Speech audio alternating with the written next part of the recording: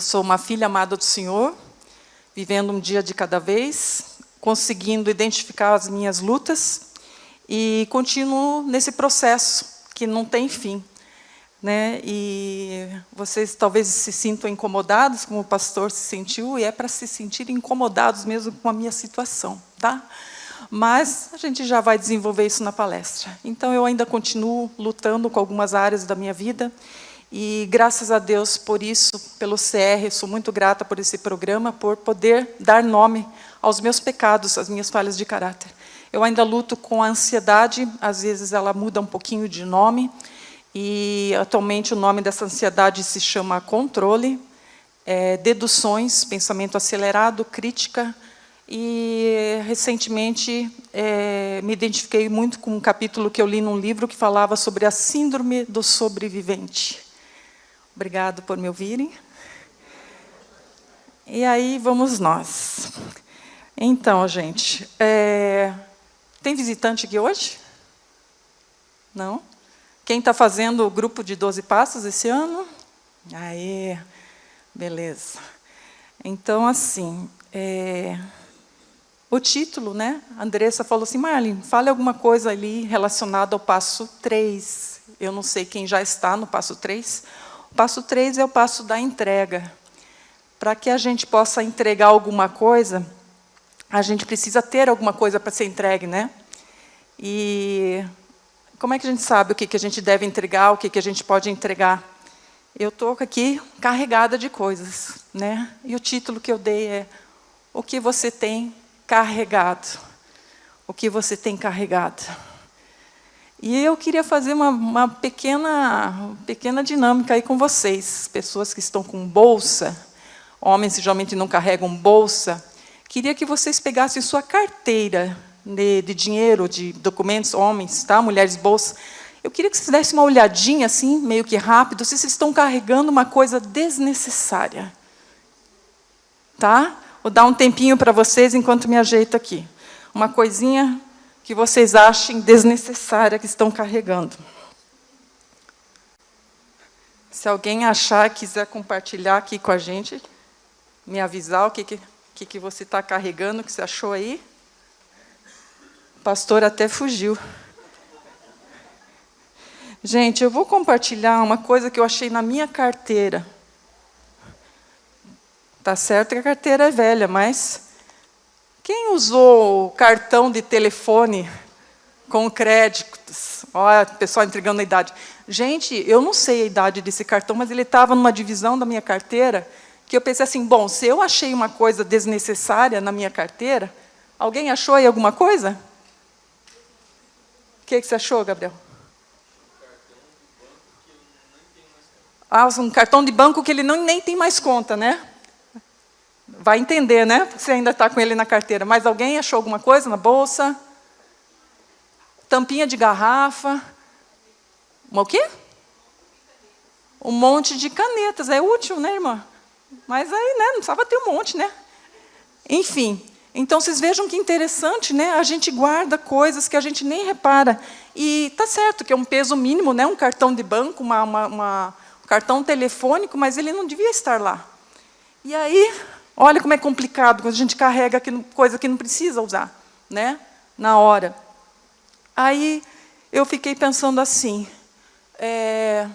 como é que a gente chega no CR? O que a gente está carregando quando chega no CR?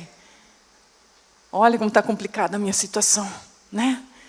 E aí eu vou contar para vocês a primeira coisa que eu cheguei carregando no CR. Gente, isso é para vocês se incomodarem mesmo comigo, tá? Proposital. Daqui a pouco eu continuo essa minha história aqui. E eu pensei assim, o que me motivou ao ir ao CR? Olha lá a dificuldade. Ah, não, é para o lado de cá.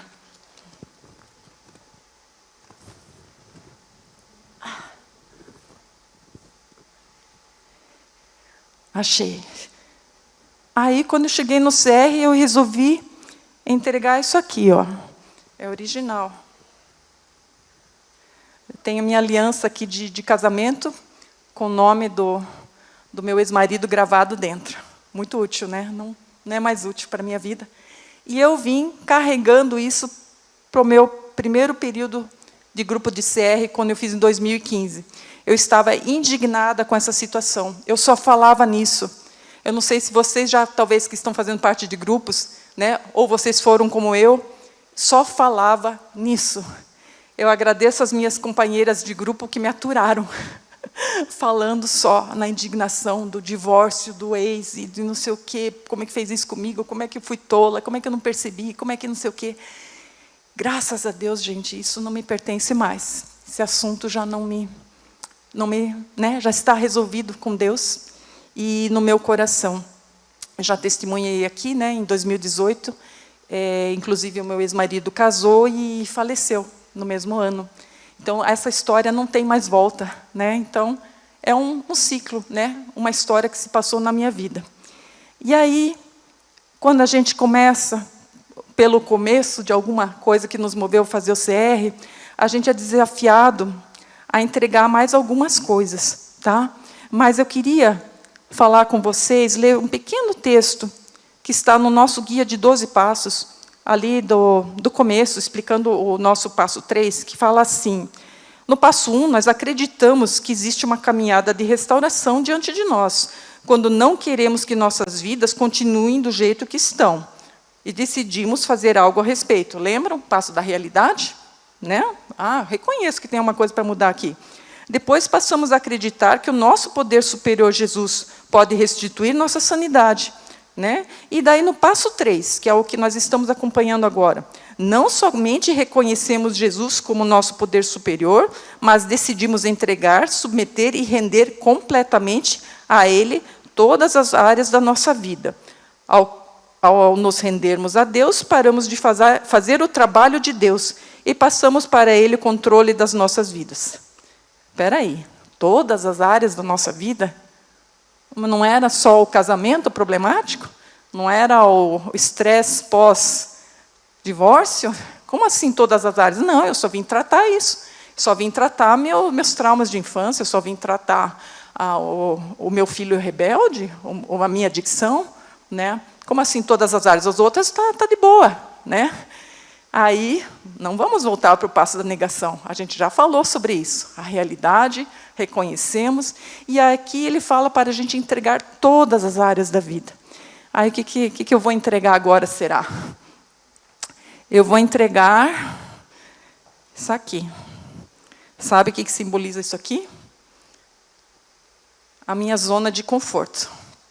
Porque talvez você estivesse se escondendo atrás de uma situação.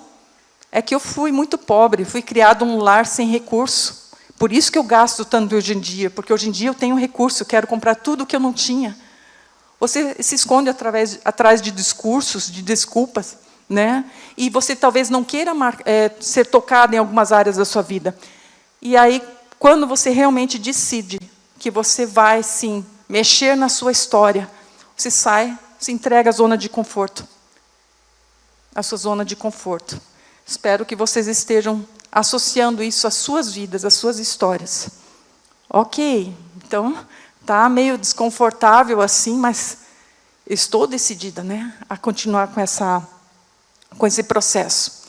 E aí, quando você vai caminhando com suas amigas, com os seus líderes, com seus amigos, com outras pessoas que estão realmente abrindo, né, os seus corações, você deixa mais coisas ali, dividindo com o grupo, principalmente entregando ao nosso poder superior Jesus, que é o seu passado. O que você tem carregado nessa mala? Aqui está leve, só que não, né? Só virtualmente ela está leve. Aí você pensa assim, vocês já ouviram aquela frase que, quando a gente começa a falar de relacionamentos familiares, eles deram o amor que eles tinham para dar? Você começa a perdoar seus pais, seus avós, algum professor rancoroso, alguma coisa assim. Nós temos uma máxima aqui também que a gente fala que pessoas feridas ferem, pessoas curadas curam. Então, a gente consegue ver que o passado passou e ele não pesa mais. Eu já estou andando mais livremente, está ficando cada vez mais agradável, mais fácil, só que tem alguns pesos aqui ainda, Tem algumas coisas aqui me incomodando ainda. E eu vou dar uma olhadinha aqui, para ver se vocês se identificam com isso aqui também. Ah, família, filhos. Mas eles precisam de mim. Sem mim, eles não vão conseguir sobreviver. Eu sei o que é melhor para eles. Ah, aquele relacionamento. Ah, aquela profissão. Ah, aquelas amizades. E aí, quem não esteve na semana passada, né, ouvindo sobre a dependência emocional e a codependência, né, gente? A psicóloga Kênia falou muito sobre isso. E também ontem, no nosso culto da manhã, do Dia das Mães, pastor Silvado falou muito sobre isso também. Então, a gente começa a soltar um pouco e fala assim, Senhor, eu preciso que o Senhor me ajude com essa área. Eu preciso que o Senhor me ajude a carregar e confiar que o Senhor está cuidando. Aqui, no caso, não vai aparecer para vocês, que está muito longe, o casamento da minha única filha, né, na pandemia. Como foi difícil.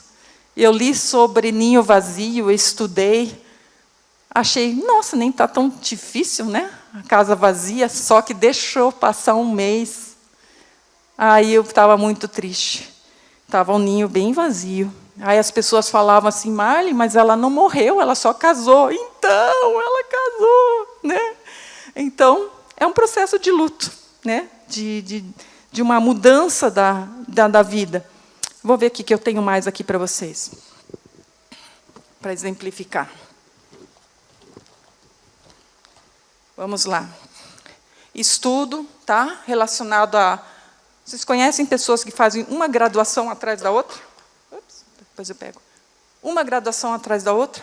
Agora eu me formei nisso, agora eu tenho que fazer pós nisso, agora eu vou fazer outro curso, agora eu vou fazer outro curso, porque eu preciso daquela promoção, eu preciso, o outro está fazendo, eu também tenho que fazer. Aí você entra numa competição. Outra coisa, vou fazer propaganda aqui, mas, enfim, às vezes, vocês se escondem ou te domina um diagnóstico na sua vida, um problema de saúde, alguma coisa que você, não, mas, né, você tem que ter pena de mim, né? Você sabe que eu estou com esse problema, né? Ah, eu não posso, né? Eu não posso me estressar agora, porque, veja bem, eu estou passando por isso, por aquilo. A gente, às vezes, usa de muleta. E aí, também a preocupação, né? O que será de mim? O que será de mim? Né? E isso é mais uma coisa que a gente pode dividir ali, no caso, com Deus, no nosso processo. Essa caixinha aqui eu já usei numa outra palestra. Não sei se alguém vai lembrar que tinha uma palavrinha dentro dessa caixinha. Tinha uma palavrinha dentro dessa caixinha. Eu vou abrir aqui. Não sei se vocês vão conseguir ler. Está escrito dor. Quando a gente entrega a nossa dor, aquilo que nos fere. Eu vou chamar também de segredo. Às vezes você tem aquele segredo que você não conta para ninguém. E aquilo nós aprendemos também no CR, né? Quanto maior nosso segredo, mais profundo, mais ele nos domina. Aí é o momento que a gente partilha desse segredo. Não precisa ser necessariamente com o grupo, mas você vai ter uma madrinha, um padrinho, para você abrir aquela caixinha que está muito bem guardada, escondida, que às vezes é o que te machuca e domina muitas outras áreas da sua vida.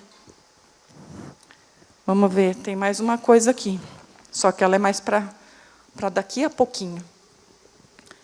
Então, alguém reconhecendo algumas dessas áreas, talvez vocês pensaram em mais algumas outras áreas, né?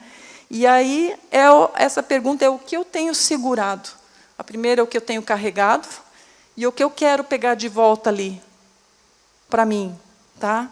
E aí nós vamos para uma terceira pergunta. Como é que a minha vontade está se comportando? Por que vontade nessa altura do campeonato, Marlene? Porque o enunciado do passo 3 é: decidimos entregar nossas vidas e nossas vontades aos cuidados de Deus. Caramba, vontade? Como assim entregar vontade? Aí vem um xodó aqui, né? Essa aqui que é um símbolo bem bom, de vontade, um controle, dá remoto, né? Às vezes você manda alguém fazer por você, porque é tua vontade. E eu vou deixar mais esse pezinho simbólico por aqui. Eu vou reconhecendo e vou colocando ali, porque está cada vez mais fácil de eu caminhar. E eu peguei uma definição de vontade, que é que diz assim: a vontade é a capacidade de querer optar e agir de acordo com a minha própria escolha, livremente, sem interrupções. Sem interrupções, livremente. E a gente acha que dá conta, a gente acha que está certo, né? O que a gente escolheu, o que a gente está fazendo, está de acordo. Então, olhem quantas coisas já estão por ali. Quantas coisas nós fazemos pela nossa vontade e quantas coisas nós fazemos contra a vontade. Vocês conseguem pensar alguma coisa que vocês fazem contra a vontade de vocês? Faxina? Que será? Algum exemplo aí, gente? Soprem para mim aí, que eu tenho alguns. Acordar cedo? Contra a vontade? Mas tem que acordar, né? Tem que ir para o trabalho. Opa, academia está na minha lista aqui também. Academia. Alguém aí gosta de pagar taxas? Fazer o imposto de renda? Que mais? Ficar numa fila? Tem que ficar numa fila. Vai explicar para a criança, né? Que tem que respeitar a fila. Não, mas não tem que aguardar na fila. Ah, mas por quê? Né? Mas tem adulto também, que, né, sofre em ter que ficar numa fila, né? No trânsito, muitas coisas. E aí, contra a vontade, uma dieta, né? Mas o médico mandou, disse que, ó, se eu não fizer uma dieta, se eu não entrar em dieta, a coisa vai complicar. Colesterol lá em cima, né? Um peso, alguma coisa. Mas, assim, eu não tenho vontade de fazer isso, eu não tenho nem vontade de ir no médico. E se nessa sua lista que está contra a sua vontade, tiver vir ao culto? Eu não tenho vontade de ir. Mas se eu não for, vai dar mais confusão, vai dar briga na família, né? Os filhos, né? Ai, mas eu não quero ir na igreja, né? Não quero ir no não sei o quê. E aí, mas você tem que ir, todo mundo vai, né? E aí, não quero ir no CR.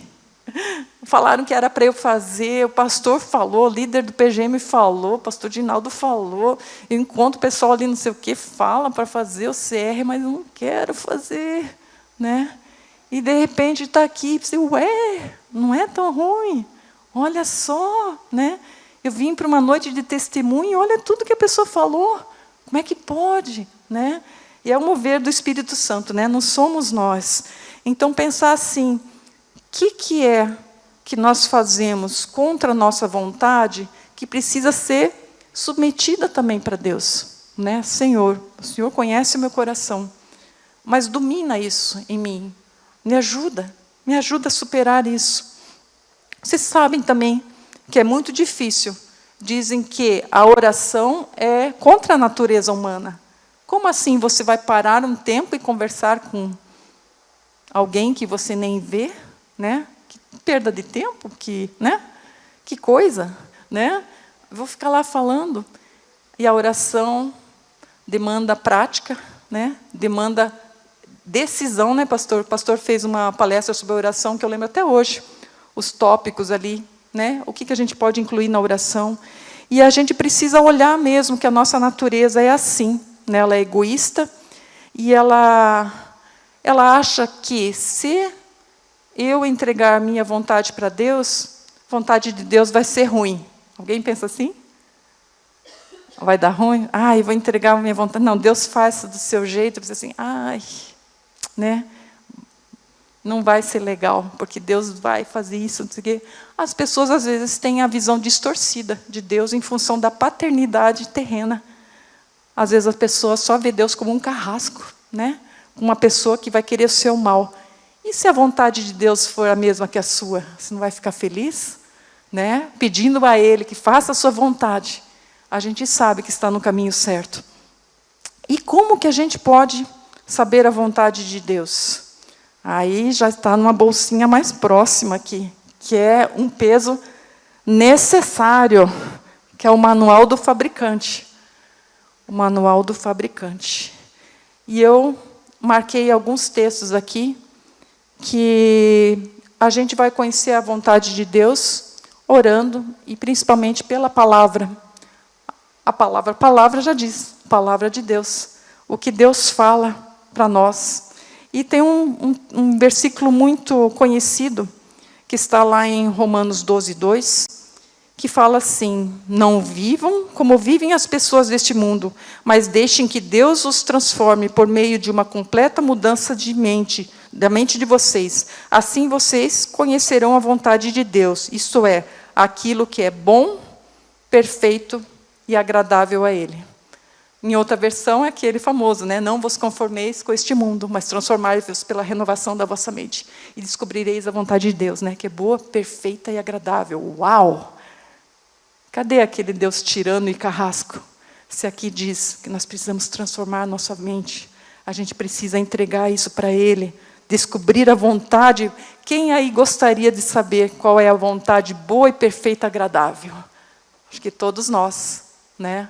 Que as nossas escolhas são duvidosas, os nossos pensamentos são duvidosos. Hoje Deus me falou o coração, né, daquele versículo sobre que os pensamentos de Deus são mais altos que os nossos pensamentos. Nossos pensamentos são da terra, né? Nós estamos aqui na terra e nós precisamos olhar para o alto, para os pensamentos que estão acima, que são excelentes. Outro texto aqui para exemplificar para vocês. Mateus 16, 25 e 26. Vamos lá. Pois quem põe os seus próprios interesses em primeiro lugar, nunca terá a vida verdadeira. Mas quem esquece a si mesmo por minha causa, terá a vida verdadeira. O que adianta alguém ganhar o mundo inteiro, mas perder a vida verdadeira? Pois não há nada que poderá pagar para ter de volta essa vida. Aqui ele fala vida verdadeira, quer dizer que existe uma vida falsa. Certo? A gente não quer ter a vida falsa, viver de aparências, de máscaras, a gente quer a vida verdadeira. Vamos lá, continuando a ouvir a voz de Deus através da palavra. Jeremias 17, 9 e 10. Aí, quem pode entender o coração humano? Não há nada que engane tanto como ele. Está doente demais para ser curado. Eu, o Senhor, examino os pensamentos e ponho à prova os corações. Deus examina e põe à prova. Outra versão, né? Enganoso é o coração e corrupto. Concordam? Nosso coração, ele é enganoso. Ah, mas eu senti de fazer isso. Né? Ah, eu senti isso, senti aquilo. Vai sentindo e vai vendo o coraçãozinho te levar para uns lugares bem complicadinhos. Depois você chora, né? Senhor, o que eu fui fazer? Vamos lá, mais um texto. Romanos 8, 6. Porque a inclinação da carne é morte, mas a inclinação do espírito é vida e paz. A inclinação da carne é morte. Mas se eu pegar só um pouquinho de volta isso aqui para a minha vida, né? Vou começar aqui de novo a interferir, a controlar, a querer manipular, a me doer, né, pela decisão do outro. Não podem sofrer, né? Ontem foi falado, os filhos, infelizmente, eles vão sofrer e precisam aprender com isso. Aí eu, às vezes, faço um estrago, já corro, devolver aqui para Deus. Não, Deus, na tua mão está melhor, deixa aqui, né? Então, a inclinação do nosso coração. Outra pergunta. Em quem tenho confiado? A gente já acabou de falar, né? Do coração, da inclinação. Vamos lá. Pessoas estranhas. Em que tipo de pessoas você tem confiado?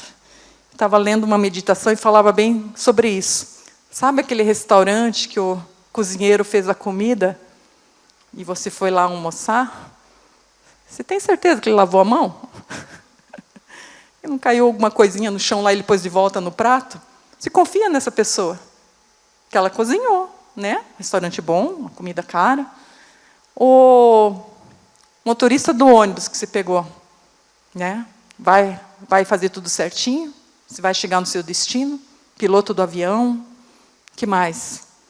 Aquela pessoa que você às vezes confiou um segredo, mas você foi impulsiva, você mal conhecia aquela pessoa, e depois você descobriu que ela contou isso adiante. Em quem nós temos confiado? Cegamente, sendo que nós temos um Deus imenso, né, para nos direcionar. Mais 2 textos aqui. Eu creio que esse vocês já vão ter deduzido. Salmo 37, 4 e 5. Que a sua felicidade esteja no Senhor. Ele lhe dará o que o seu coração deseja. Põe a sua vida nas mãos do Senhor. Confie nele e ele o ajudará. Outra versão, entrega o teu caminho ao Senhor, confia nele e o mais ele fará. Entrega teu caminho ao Senhor, confia nele e o mais ele fará. Palavras, palavras, palavras de Deus, que nos consolam e nos orientam. E mais uma, nesse texto aqui, de Provérbios 3, 5 a 7. Esse versículo me acompanhou muito tempo na minha jornada. Confie no Senhor de todo o coração e não se apoie na sua própria inteligência. Lembre de Deus em tudo o que fizer, e Ele lhe mostrará o caminho certo. Não fique pensando que você é sábio. Tema o Senhor e não faça nada que seja errado. Não confiar na nossa própria inteligência. E você tem confiado em quem? Eu pergunto de novo. Tem outro versículo que fala sobre Jesus, né? Que Ele é o caminho, a verdade e a vida. E que ninguém vem ao Pai senão por Ele. Ele fala por mim, né? Então, Ele mostra o caminho. Ele diz que vai direcionar a Deus. Então, nós temos isso aqui para carregar, tanto fisicamente como no nosso coração. É difícil decorar versículo. Alguém consegue com facilidade decorar versículo? Não. Ainda mais o endereço, né, do versículo também. Onde está? Acho que estava ali entre Gênesis e Apocalipse, né? Estava por ali o versículo, né? Deve estar mesmo. Mas a gente guardar, como eu falei, essa referência, esse versículo que vai te acompanhar, vai te consolar. Eu lembrava muito desse versículo de Provérbios que eu acabei de ler para vocês. E aí, como o enunciado do nosso passo diz, que eu decido entregar minha vida e minhas vontades. O que eu decido? O que eu decido hoje? O que vai ficar dessa ilustração que eu gosto de usar objetos? Talvez para alguém seja mais fácil de lembrar, né? Você lembrar a Marlin cheio de coisas e depois foi ficando mais leve. Que coisas eu tenho carregado na minha carteira, né? Que coisas eu preciso me desvencilhar. E a decisão que nós temos pela vida, entregar a vida. Quantas vezes a gente entrega a vida para Jesus? Uma vez. Quantas vezes Jesus morreu por nós? Uma vez. Só que as vontades entregamos todos os dias. Todos os dias nós precisamos crucificar a nossa carne, lembrar que nós não somos mais nós, de nós mesmos, né? Então nós aceitamos Jesus, queremos caminhar com Jesus, mas a vontade vai lá e vem mexer em coisas que eu já tinha resolvido. E ela quer de novo e de novo, né? Preocupar com a saúde, eu quero de novo a zona de conforto. Não, sabe que todo domingo na igreja, não, vamos fazer assim, 3 domingos, ou um sim ou não, porque daí eu fico em casa, durmo mais, assisto pela televisão. Você vai fazendo uns acordinhos com você, bem perigosos, gente, né? Não se deixem levar pelo coração enganoso. E toda decisão precisa de uma ação. Isso é falado aqui também no nosso grupo de passos. A decisão que você tomar hoje, agora, o que Deus está falando no seu coração, ela precisa de uma ação. Você precisa desenvolver esse projeto, você tem que ir adiante. Nós temos aqui muitas pessoas, às vezes, né, hoje ainda recebi um recadinho, olha, fulana desistiu do nosso grupo de 12 passos. Gente, é tão triste isso, né? Conseguiu uma vaga, eu que sei como foi penoso. Ai, não tem mais vaga, não tem mais vaga. E nós só estamos no passo 3, e a pessoa não vai poder mais caminhar. Decidiu fazer outra coisa. Não sabemos, às vezes, o quão doloroso está sendo para aquela pessoa. Mas a gente pede sempre para vocês A decisão precisa de uma ação. Continuem vindo nos encontros, como o pastor Edinaldo falou aqui nos encontrões. Continuem fazendo as suas lições de 12 passos. Continuem convidando pessoas. Continuem testemunhando sobre o que Deus está fazendo na sua vida. E tem uma frase que também eu uso bastante, que fala assim: não decidir é uma decisão. Concordam? Se você não decidir nada aqui, nada vai mudar. Né? Então, não decidir é uma decisão. Eu decidi não decidir. E não vou fazer nada. E aí, se você não decidir pagar uma prestação de seguro do teu carro, acontece nada? Acontece. Você vai estar com o teu, né, veículo ali comprometido. Se não pagar o IPTU, você não vai ter multa. Você não pagar a conta de luz, telefone, vai cortar. E por que as decisões com Deus vão sendo procrastinadas? Né? Nós precisamos dessa fidelidade. E eu gostei de uma frase também que eu ouvi, que fala assim, que a minha lógica não pode estar acima da fé.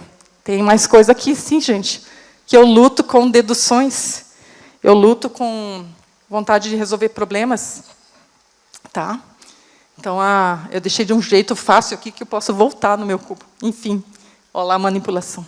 Vamos deixar aqui um jeito difícil aqui para vocês, só para parecer que está difícil. Pior que não tem. Vou deixar aqui. Tá? Então, assim, a minha lógica... Não, mas não é lógico. Não é lógico. Deixa eu fazer desse jeito. Né? Deus, assim é mais rápido. Hoje, de novo, gente, de novo fiz uma coisa errada. Já li uma coisa meio por cima, já mandei um WhatsApp lá para o meu irmão, falei assim, não estou conseguindo fazer isso, não sei o quê. E o que tinha bem em cima do documento, aguarde enviar-nos um SMS ou um e-mail confirmando que o resultado já está pronto. Aí eu disse assim, Marlene, leia inteiro, leia a mensagem inteira. Eu li o miolo só e já deduzi um monte de coisas. Então, eu tenho que rir de mim mesmo, né? Quando é que eu vou aprender a ler a mensagem inteira? Então, é um processo. Né? Tudo isso que está do meu lado não deixou de existir. Só que não pesa mais, não está mais tão pesado. E o que mais tem para pesar aqui, Marlene? Tem mais coisa na tua bolsa? Pior que tem, gente. Tem uma agenda. Como é que está teu tempo? Você está deixando Deus entrar na tua agenda? Ou é só coisa que você está com vontade de fazer? Né? A agenda. Acho que agora está acabando, gente. Então, você não deixa de existir. Mas tem alguém ajudando você a carregar tudo isso. Que peso você está carregando? O que você precisa entregar? Eu queria insistir com vocês de pensarem isso, depois que saírem daqui também. E o nosso último texto aqui, o último versículo... gente, eu vou entregar isso aqui também. Mateus 11, 28 e 29, que diz assim: venham a mim todos vocês que estão cansados de carregar as suas pesadas cargas, e eu lhes darei descanso. Sejam meus seguidores e aprendam comigo, porque sou bondoso e tenho um coração humilde, e vocês encontrarão descanso. Jesus fala, tomai o meu jugo. Vocês sabem o que é jugo, né? A gente já foi explicado várias vezes. É aquela, tipo uma canga que coloca em cima de 2 bois para amarrarem juntos, para eles andarem no mesmo ritmo, né? Na mesma direção. Às vezes eles colocam um mais velho com um mais novo para ele aprender como funciona, né, esse sistema. E Jesus fala que o jugo dele é leve. Ele está caminhando junto com você. Ele está vendo todas essas áreas da sua vida. Se você pegá-las de volta, você está novamente fazendo um trabalho que não precisava ser feito daquela forma. Você está, digamos assim, ousando, né? Ousando ser o Deus, que é o que nós lemos lá no começo da nossa lição. Deixamos de querer fazer o trabalho de Deus. Obrigada por me ouvirem. Deus os abençoe.